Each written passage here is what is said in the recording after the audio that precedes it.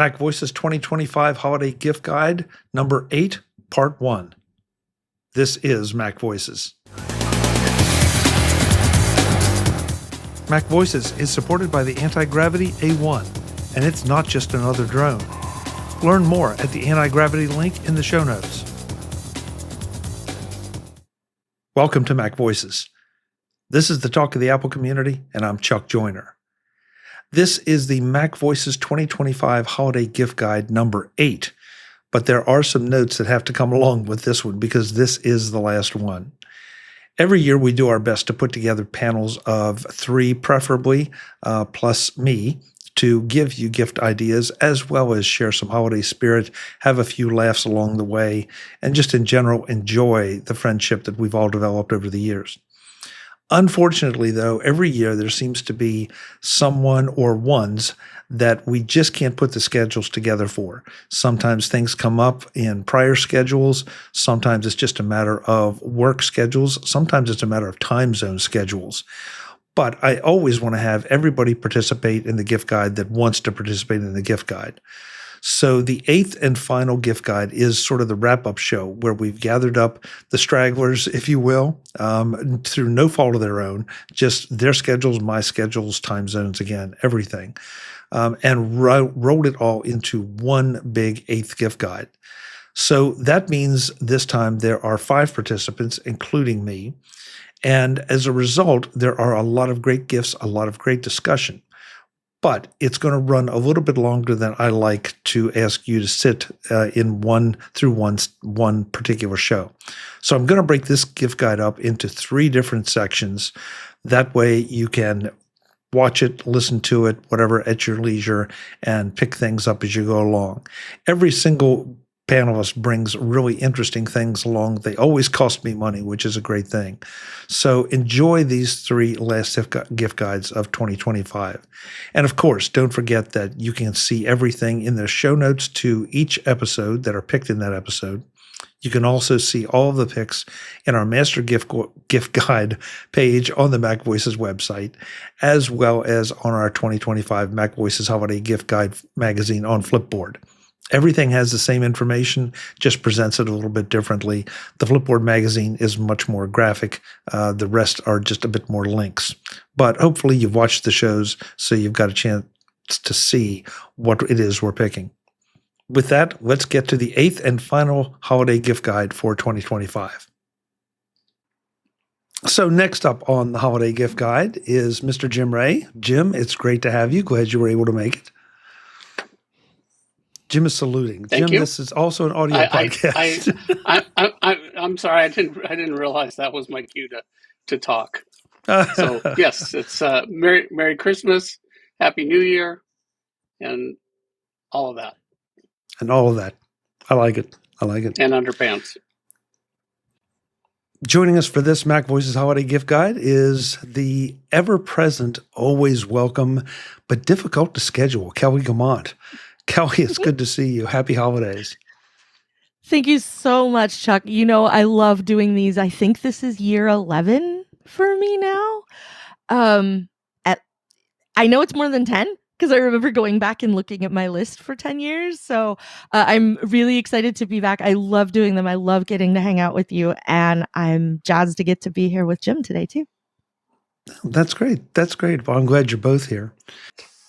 So our next guest on this scheduling challenged MacVoices Holiday Gift Guide is Mr. Brian Flanigan-Arthurs. Brian, it's great to see you. Thanks for being here. Oh, thank you so much. So glad to be here, and happy holidays to you. To you as well. I love the shirt. You're very much in the spirit of things. Thank you. Yeah, it's got a bunch of the old Christmas movies on there and some new ones too.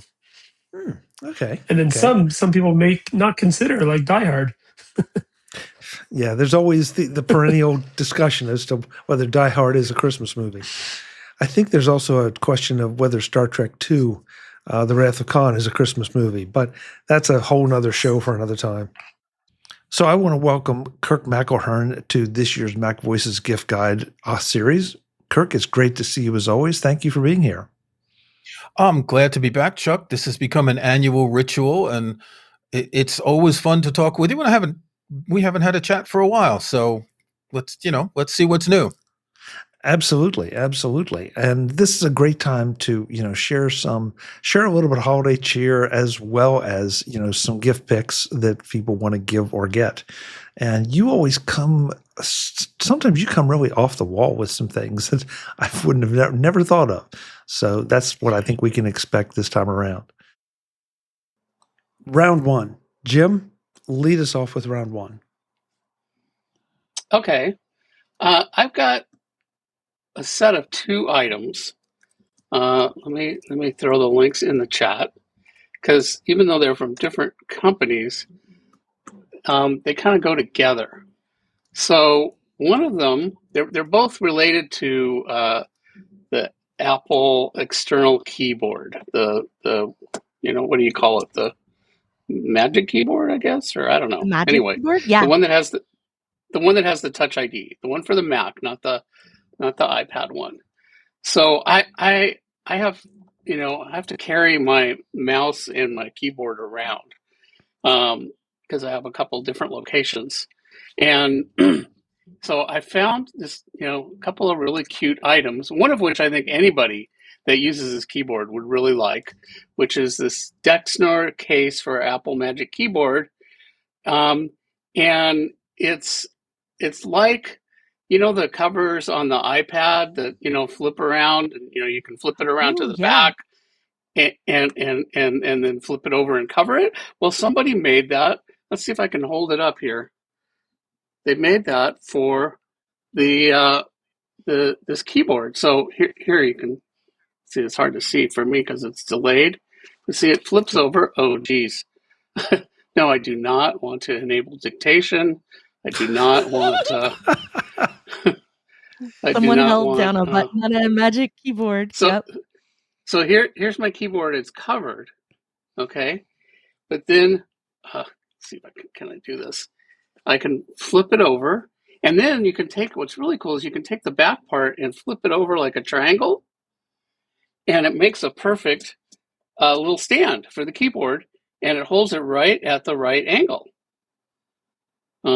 So it's really great. So you just leave it on there all the time.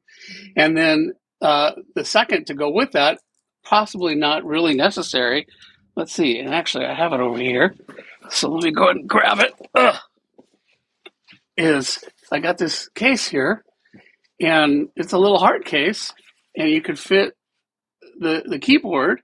So you cover it up, and then I stick it in here. And then it's also got a little pocket for the mouse. So you can stick the mouse in there, and you could also, have some cables in the top, and then you just close it and zipper it. And actually, I enjoy carrying my keyboard around now. So it's kind of a silly little thing. I've had it for 3 or 4 months now, and I really like it. Both of them. Jim, I was not aware of either one of these. These are 2 great picks. That is fantastic. Me either.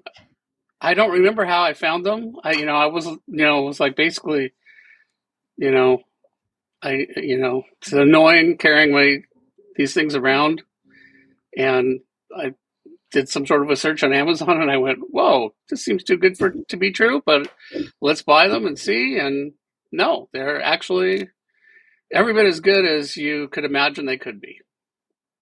So I'm going to iterate on Jim's pick and point out that I too have a case for a Magic Keyboard. Ooh. And the thing about mine is that it's sort of an origami style case. So the magnets are very excited to stay shut.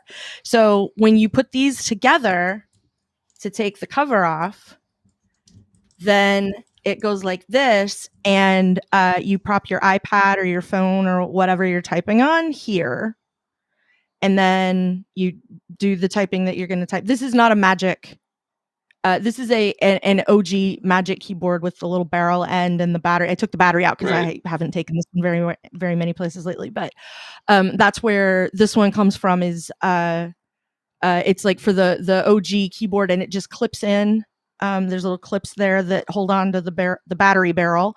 And then this was my iPad external keyboard for years and years and years, because every time we got a new iPad, the size changed and you had to buy a whole new keyboard case for it. And I went, what if no? So I spent about $15, I think, on this case about 10 years ago now, I think. And it's been fantastic ever since. It's super awesome. It's gone to many conferences with me. I've sat and typed on it next to Chuck at a few of those conferences and had a solid way to record all of my notes and everything. And I really love this keyboard. So. All right. Well, after all that, Kelly, you could do the first pick of your first pick of round one. Boy, I can't talk tonight. So you know, Chuck, that every time I come, I like to have kind of a theme. I like to bring something, you know, I like to do something overall, or I like to have an angle. And my angle this time is but better. Because, you know, I've come in the past with different, like, here's a case, like for a keyboard, or a laptop or a bag or anything like that. Like, here are different things that are an improvement on something that somebody would maybe already have. And this time, my opening gambit is the traditional Christmas gift of socks. And I'll tell you why. Because there is a company out of Vermont called Darn Tough. And Darn Tough makes awesome socks. They make them out of wool. And I'll zoom in a little on this specific pair. That's an outhouse that has taken flight. I thought it was a rocket. Yeah. Yeah. Well, we can go with that if you want. Well, there's a little moon on it. So yeah, it's both actually. So here's the thing. There are two things about these socks. The reason I know about these socks is because Mr. Kelly is a hiker, and many hikers, like people who hike the Appalachian Trail, the Pacific Crest Trail, those sorts of things. These are one of the sets of socks that they swear by. They all have like 2 or 3, and this is one of them. They're made of wool. They're unbelievably durable, and they come with a lifetime warranty. And they tell you on their warranty page that if these are not the greatest socks ever, or if eventually you discover a hole in them, there's a problem with them or something, then you go fill out the form, you ship them the socks, and they are guaranteed for life. They will send you credit. You go order a new pair of socks, and now you have new socks. So the other thing I want to tell you about them is that, like, this is, they call this the Hiker Crew. This is an actual very well-used pair of socks. They're currently clean, but I know there are many miles on this pair of socks, and they look really solid. They're not worn through or anything. And I like the little like tree pattern on the other side. So this is like their standard issue Hiker Crew. They come in a lower, the ones I like are the sort of shorter ankle socks, and they have them with like various levels of padding, and they also have some like slightly thinner kind of dressier socks as well. And the thing I love about them, aside from the durability, is they're wool, they're warm, they're soft. You can throw them in the washer, you can throw them in the dryer. And again, when you get a hole in them, you mail them off to them. And they have a wall in their headquarters in Vermont for the best stories. Like when you send them in, if something has happened to them, and you'll notice if you go to their warranty page, it says like, I'm a hiker and I'm on trail, and how do I get my socks replaced? And so like they have some on the wall that, you know, it's like a little bit of a sock, and they're like, a bear got into my backpack and this is what happened to my socks. And so they like stick them on the wall with the story of them. So part of what brought that to my mind is, first of all, socks are a gift a lot of people give at Christmas. And second of all, I have a pair that have to go in because I've worn a hole in them wearing them on stage. And so I figured with all the hikers who know about their socks, there's probably a good chance they don't have any that are damaged due to rock and roll. And so I figured I would mail them in and just let them know. But anyway, I love them. They're called Darn Tough. You can lay hands on them. There are lots of places that sell them in person. Like REI and shoe stores that do a lot of like athletic shoes will have them as well. So that's my first pick. Socks, but better. Socks, but better. I like that. Maybe I should get a Christmas T-shirt with that on. Socks, but better. Okay. Well, I think you're better than socks, Chuck. Oh, well, clearly, Even better than the darn tough. You're deluded. But anyway, that's another discussion. No one ever said I was rational or reasonable. I'm just letting you know. Today's Mac Voices is brought to you by Antigravity and their brand new Antigravity A1. And this is not just another drone. Most drones are playing the same game. Better camera, slightly longer flight time, maybe a new mode or two. And that's fine, until something comes along that leaves the rest of them in the dust. That's exactly what the Antigravity A1 does. While other drones are still asking you to fly a camera, the A1 puts you inside the flight itself. With the vision goggles on, you're seeing a real-time 360-degree view from the drone's perspective. Turn your head, look anywhere. You're not just watching the sky anymore, you're in it. And here's where it really pulls away from the pack. Free motion control. Instead of wrestling with sticks and muscle memory, you simply point the controller where you want to go and pull the trigger. That's it. Flying becomes instinctive, fast, smooth, and honestly kind of addictive. Because the A1 captures everything in 8K 360, you don't have to nail the shot while you're flying. Miss an angle? No problem. You just reframe it later. One flight gives you endless edits, cinematic moves, and perspectives other drones simply can't touch. And, thanks to advanced stitching, the drone itself disappears from the footage. Want repeatable precision shots? SkyPath lets you plan and automate routes so the A1 flies them perfectly every time. Or even hand the goggles to a friend and let them experience the flight for themselves. So if you're tired of drones that all feel the same, it might just be time to leave them behind.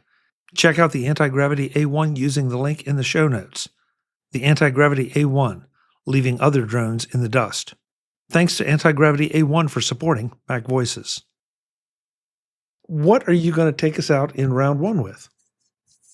All right. So the first one is a tech-based one that I thought of, and something that I picked up probably about a year ago. It's a Ugreen power bank, 20,000 milliamp hour USB-C cable laptop portable charger. Say that 5 times fast. So here it is. And basically, it can not only just recharge your phone, but your laptop, anything that's USB-C. And one of the things that's great is it has a retractable USB-C cord that you plug in. And then on the screen, it lets you know how much power and how much juice is left in here at any given time. On top of that, it tells you how much wattage is going in and out. So when you're charging it, it'll tell you how fast it's charging. And likewise, when you're charging something else, it tells you the speed at which it's that other thing is being charged. I love it in particular for if you're a laptop user and if your battery might start to go, whether it's on a laptop or maybe an iPad, and you're not necessarily near a power outlet to be able to plug it in. You can just be anywhere in a room, anywhere outside, and just pull this thing out. I'm not sure exactly of the weight, maybe a pound, so it's not super light, but it's also not going to add too much weight either. And so I've found this very valuable, not just in travel, but also just in day-to-day use, where I go particularly to an area that may not have anywhere to plug into a wall. So that's my first pick for the holiday gift guide this year. Brian, 2 observations on that. The first one is that it feels like laptop charging power banks at this point have become reasonable to the point that you're willing to carry them. For a long time, it felt like they were just your cement block. So that's the first thing. And the other thing is that Ugreen over the past 2 years seems to have really built a name for itself in the tech community. I think they were there before for a while, but it's like I don't know if they shifted into more consumer things or more consumer products that actually resonated with people. But I know I think there's several Ugreen products in this year's gift guide. I know I own 1 or 2, and I'm finding them to be a really, really solid organization with solid products. I agree. This was actually my first Ugreen product, and I've been very satisfied with it. There's been no issues. Just the nature of it does tend to get a little warm, but you can reasonably disconnect and let it cool down and then use it again. But I don't think that's necessarily the brand. I think that's just the nature of the product. Yeah, because even your Apple charger, no matter which one you have, gets a little toasty if you have it plugged in, or it's really having to charge a battery, from really low up to high. So yeah, that's great. I've again, I love it. I don't think we've had anything that would charge a laptop yet this year. So I like your first round pick. Appreciate it. Thank you. Yeah, what's your round one pick? I've picked a few things, and I've actually picked a fair amount of software, which I don't usually. And you said that I often pick things off the wall. And I've picked a couple of things that have made life easier for me.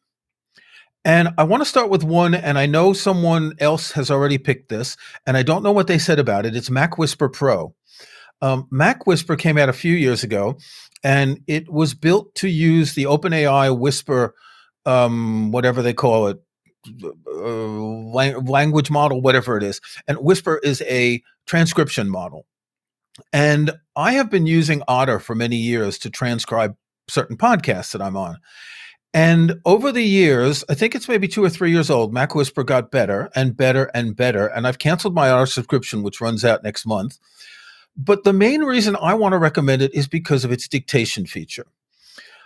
I've been a dictation software user since the beginning of dictation software, since back when I worked as a translator in the late 1990s. And the earliest dictation software was IBM ViaVoice, where you had to speak each word separately. And obviously, you couldn't work very well with this, but it got better over the years. And when I was writing for Macworld, I would review, drag, and dictate every few years when they came out with a new version. And they got better. And then Apple bundled their own dictation solution. And a few years ago, they improved it so you can dictate and type. So you press whatever key it is to engage dictation. You start talking. Then you type to add a word that the dictation will recognize, or you correct a word, and then you keep dictating. MacWhisper Pro, it's dictation mode. It's different. You don't see the words come out as you're dictating. It's when you finish a sentence or a paragraph that it puts it out there. It is 99% accurate. It's not just 99% accurate. You don't need to speak punctuation. Because, for example, if I want to send you an email using Apple's dictation, I would say, "Dear Chuck, comma, new paragraph. How are you today? Question mark." And you'd have to do all that. MacWhisper Pro, the dictation, the transcription model it's using figures all that out.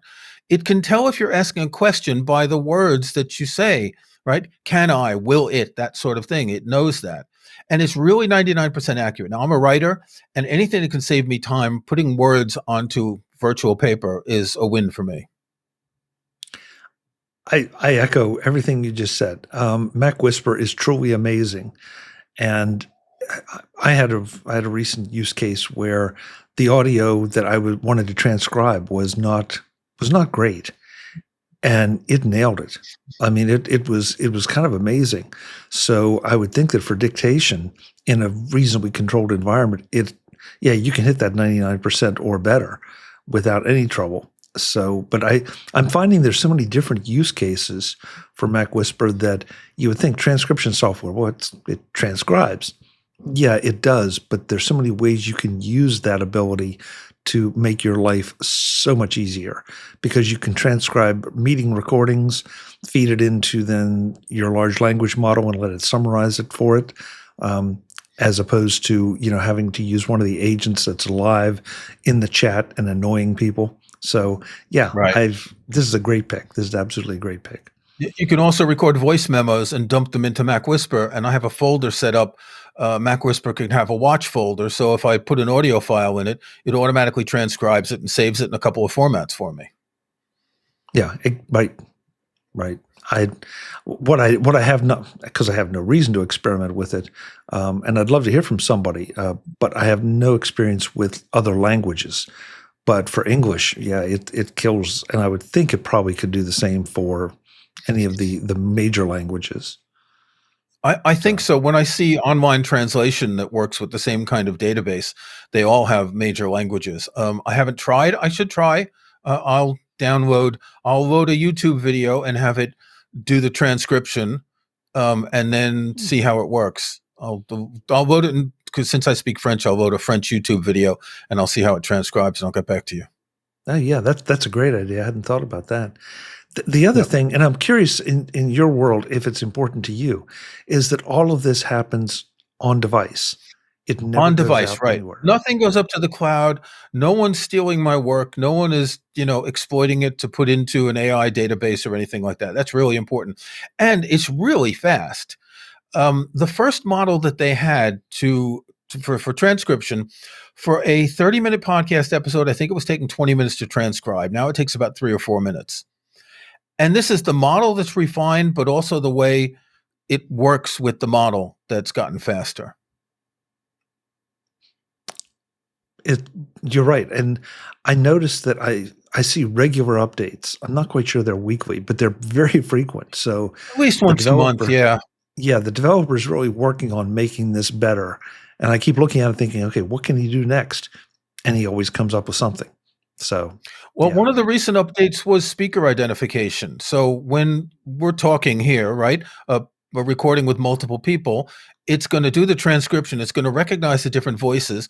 It's going to put a little color over voice 1, voice 2, voice 3. And then in the sidebar, you just put the name of each voice and it fills that in automatically, which Otter does as well. Online transcription things do that as well. But that's a recent feature that they added a few months ago. Yeah. And it's interesting to see like an on-device app, large language model, call it what you will, but on-device compete with something that is obviously server-based on the internet. Talk about disruption. Yeah. Wow. Yeah. And great. The model that I've downloaded, which is, I don't know the exact name. It's the best one for English only. It's 1.6 gigabytes. So it's not even huge. Or the early models they had were like 3 or 4 gigabytes. Yeah, which again, I mean, that sounds big to a lot of people. But it sounds big, yeah, but it's not. Yeah, when you think about what it's doing, it's not big at all. Yeah. So, yeah, good pick. All right, what's your first pick? Okay, so my first pick comes with a story. And this particular project has been informing some of my picks in prior gift guides, but I'm helping a friend move into her new house and get everything set up. And she wanted a large screen TV, but because of the arrangement of the great room, there's really only one place to put it, and that is right over the fireplace. But first of all, the fireplace, the mantle was a little bit high, and also something that's important to some people, not to me, and probably not to you, but apparently it's critical that you keep the mantle open to some degree so it can be decorated, especially during the holidays. Okay. So we found needed to have a TV mount that you could basically pull out and down to improve the viewing angle, but also not disturb the mantle. So we found the MantleMount MM815. It's a motorized TV mount that will not only push the screen out about 10 inches, 12 inches, but also will then drop it down almost 25, 30 inches. So you can take this thing down almost to about halfway into the fireplace, as far as the vertical drop, and make it a very pleasant viewing experience. Or you can hit it back up and move it up into place above the fireplace and leave it there. It's something I need to put some video up on the MacVoices site and maybe do an update on it so if people can take a good hard look at it. You also can angle it left and right, and all this is motorized, so it's absolutely seamless. The noise level is minimal. Yes, there's a little bit of electric motor grinding, but nothing that if you did it during a TV show that you'd be missing any of the dialogue. It is not an inexpensive mount. I will give that warning right up front, but it really did fit the bill. And we looked at a lot of others, both manual and motorized, and nothing else really suited. The one other caveat I will give is this is going to require, unless you're a really handy person, it's going to require professional installation or at least 2 people because of, putting the mount up. But it can handle TVs from, I believe it's 60 up to 90 inches. So it's a pretty heavy duty piece of equipment. It's not something you're going to go and buy at Walmart, or I don't know what the equivalent is over on your side, Kirk, but it solves a problem. And she's been using it now for probably a couple months and works great. No problems whatsoever. Oh, and I'm sorry. I forgot to mention, it also has a bracket on the bottom that you can mount a sound bar on, so that the sound bar will go up and down with it. And not, there are no cables dangling or pulling at anything. So yeah, just a lot of, whoever designed this really took some time and thought it out well. So that's the MantleMount MM815. So I live in a very old house. I don't own it. I rent it. And I wanted to put a mount over the fireplace in the great room, as you say, the sitting room or the living room. And I had someone come and he drilled holes and he said, you can't put this here. The bricks aren't strong enough. It won't last. The house was built 200 years ago, so it doesn't have that sort of thing. So what I did is, my house has several bedrooms, a couple of which are very small, but I took one of the bedrooms upstairs and made it into a TV room. I have a 65-inch TV. There's probably 2.5 feet on each side. I mean, it's a relatively narrow room, but that's good for surround sound. And I've got one of those, the kind of stand you see in meeting rooms that they have for TVs. It's on wheels, it's on rollers, and you can adjust the height and the angle, so you can angle it down a little bit. And it's got a thing to put the sound bar on. So that's, it's funny. Those used to be relegated to the office, and I'm seeing more and more people use them to make better use of spaces, especially with large TVs. Now that the flat screens are here, the biggest, and you also, most of us have cut the cable to one degree or another, maybe completely. So the only issue really is a power cable. Yep. Yeah. So you plug in your Apple TV and your HDMI, all your devices, and yep. Yeah. Right on the card. Yeah. Nice. Jim, what do you have for round 2? For round 2, I've got something I got on Black Friday this year. And I was looking at Elgato, what Elgato had on sale. And I almost bought something that Dave Ginsburg bought, which was Elgato has a little key light that can go on top of your monitor. But somehow in looking at that, I looked around and Logitech has a similar product, and I wound up buying that one instead. It's called a Litra Glow, and I'm actually using it today for the first time. So it's sitting on top of my monitor, and the reason I bought it instead of the Elgato one was, it was about, I think, $15 cheaper, but also the Elgato one was strictly had buttons you had to reach around and press. This has that also, but it's also software controllable. And it even you can set it up so that when it turns on when you turn on a certain app or when you turn your camera on, and that seems to actually work. So pretty cool. And you can control the temperature and the brightness from within just from the menu bar. So like I say, I've only I only hooked it up 2-3 hours ago. But so far so good. That's nice. Jim, make note of it, because the color I'm getting off of you is nice. You don't like it?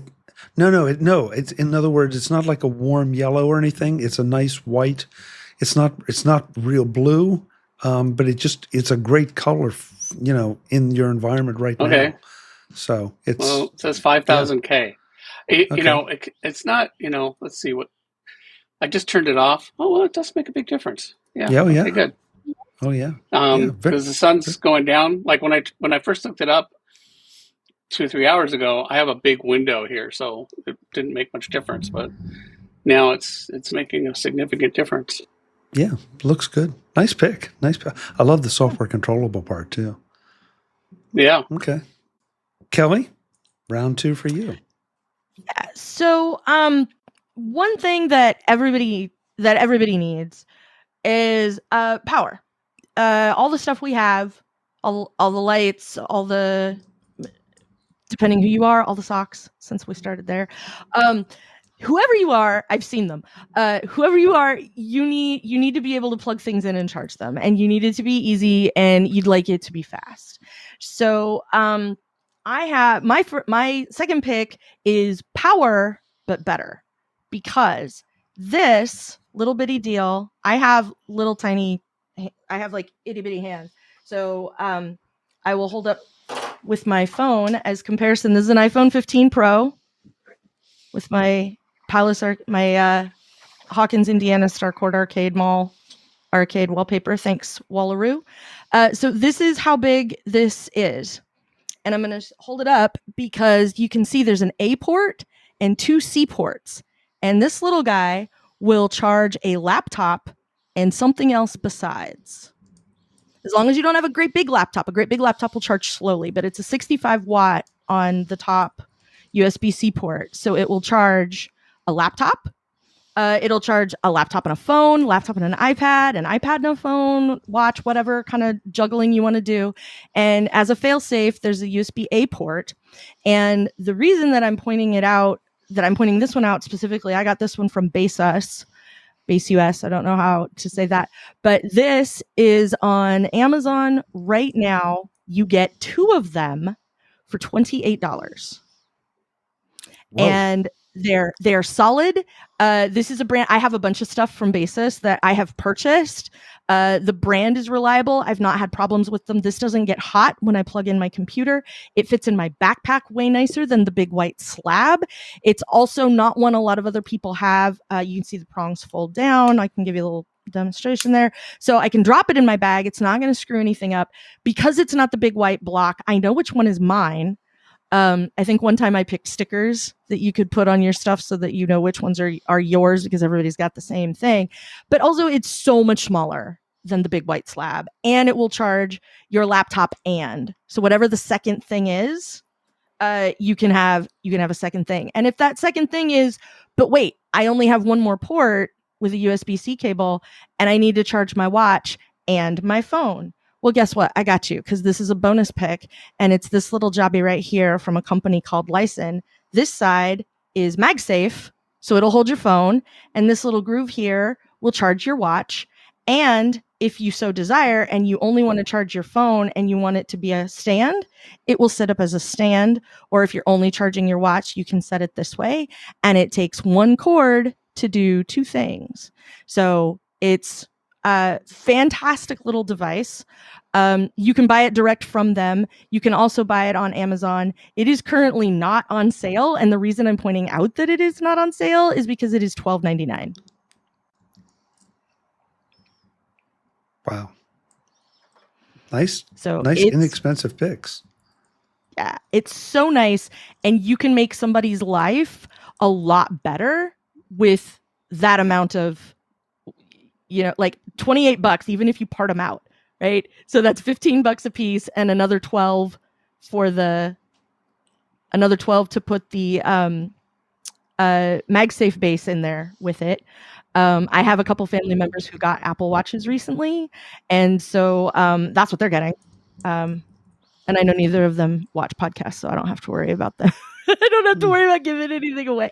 But they're getting them, and they're one of them I already deployed because we did Christmas a little early this year. So I sent it, and it was a huge hit. Wait, this one thing does both my phone and my new watch. Yes. Set one on, everything magnets to it, so it's very obvious everything's charging. It's one cable, so you have one thing plugged in. It's so much better. So yeah. And there are lots of varieties of little wall bricks. Like this does 20 watts out of each of the 2 ports on the bottom. It's another little tiny one that folds flat. I have one of these that lives in the back of my purse because, in case. This is how I am a Swiss Army wife. And yeah, and this was about $15, I think, on Amazon. And I found like reliable ones that had many reviews and things like that. But Lisen, which is this one, and Baseus, that's the wall brick I chose. Those are both, I have numerous things from them, cables and chargers and other sorts of majiggers, I believe is the technical term.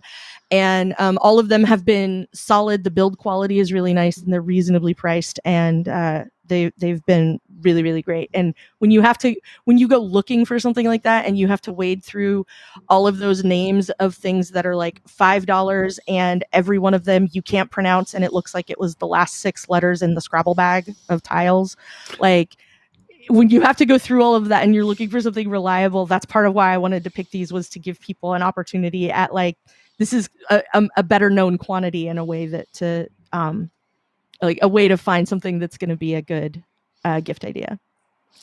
Yeah, the chargers are an incredible deal, and it is a name I don't know well, but I do know it, and I'm with you. I am very picky about what I plug in my iPhone or iPad into, just because of the issues you just talked about. So, Kelly, I think you spent some money for me.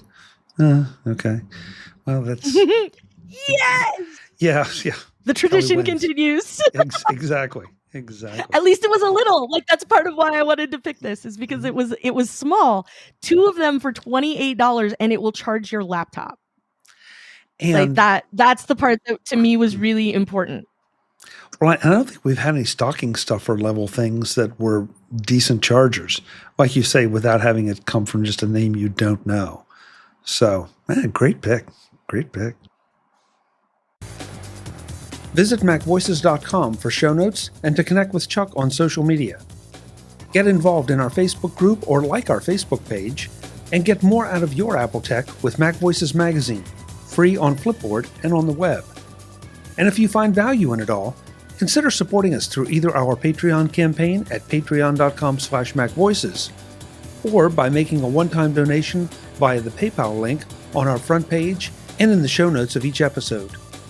You will join these fine people who help bring you Mac Voices.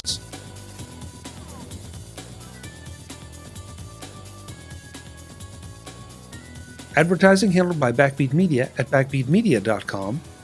Bandwidth provided by CashFly at cashfly.com.